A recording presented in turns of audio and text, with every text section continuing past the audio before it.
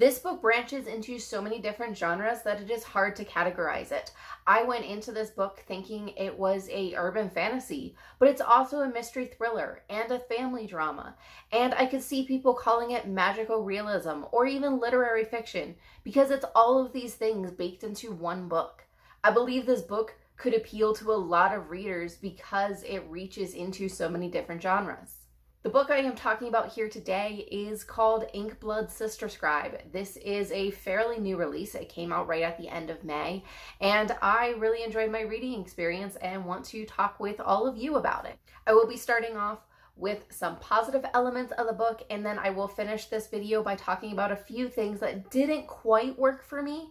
First, I want to talk about the magic. The magic is so seamlessly woven into modern day that for the first 100 pages or so, I was almost ready to say, this isn't really a fantasy book, but I realized that the plot really is dependent on this magic and rests on that, to the point that if you took magic out of this book, we wouldn't have the same plot.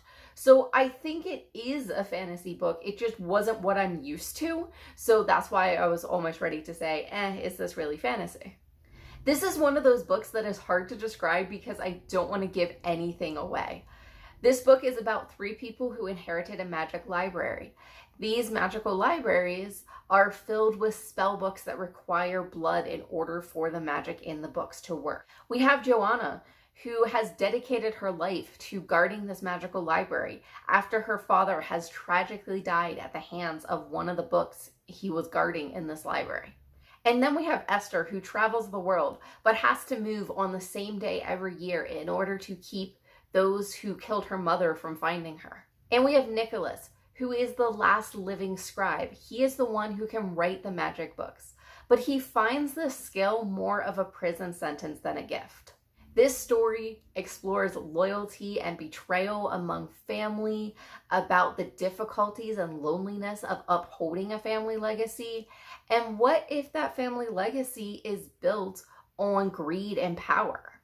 The 3 main perspectives in this story have a very unique voice. I thought each perspective was very well done. I was never confused which perspective I was in because I could hear the voice of the character coming through the pages.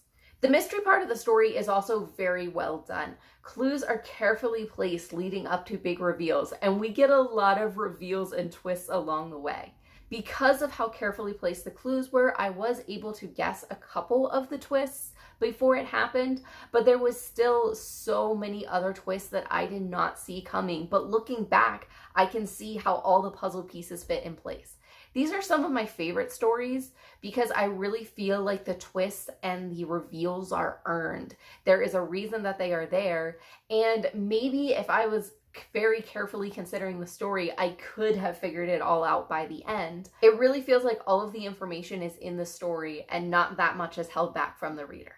The first half of the story is pretty much introducing the characters, the world, the magic system, but the second half of the story really kicks into high gear and does not let up until the end of the book. You just want to keep flipping those pages. They go by so fast. As someone who primarily reads fantasy, I was very interested in the magic system. This is revealed slowly over time, but in a way that feels natural. This magic system is fairly straightforward, but there are some variables that make it very interesting, and I was really invested in how this magic would play into the plot of the story. For me, the most important part of a magic system is internal consistency, and for the most part, this book did really well at that. But I do have 2 minor complaints as far as internal consistency of the magic system. We have 2 characters in this story who are immune to magic, and there's at one point, one of our characters who is immune to magic is not able to see someone else in the room who has an invisibility spell on themselves. But later in the story, we are told that people who are immune to magic can still see people who have invisibility spells on them.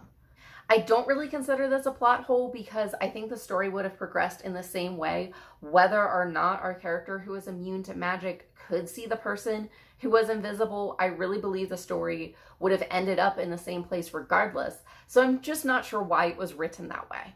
And my second point here is we have 2 characters in the story who are immune to magic, but both of them are told different things about whether magical wards can protect them. I was waiting the entire time for this to be explained, and it really wasn't, but like it was kind of. As the story goes along, we see characters around them and we start to realize that things they are being told aren't necessarily from reliable sources. So the fact that these two characters are told contradictory things isn't necessarily a problem for the story because some of the information they're receiving is unreliable. But I wanted this to be addressed a little more directly in the story, and this particular point wasn't. Overall, I really enjoyed the story. It's been a while since I've read any mystery thriller type stories, and adding magic and fantasy into the mix really made the story enjoyable for me. Definitely one of those books that kept the pages turning and had me engaged from the first page to the last page. If this was helpful for you, hit the like button and let me know in the comments if you plan on reading this book, or if you have read it, what your thoughts are on it. I hope to see you in another video, and happy reading.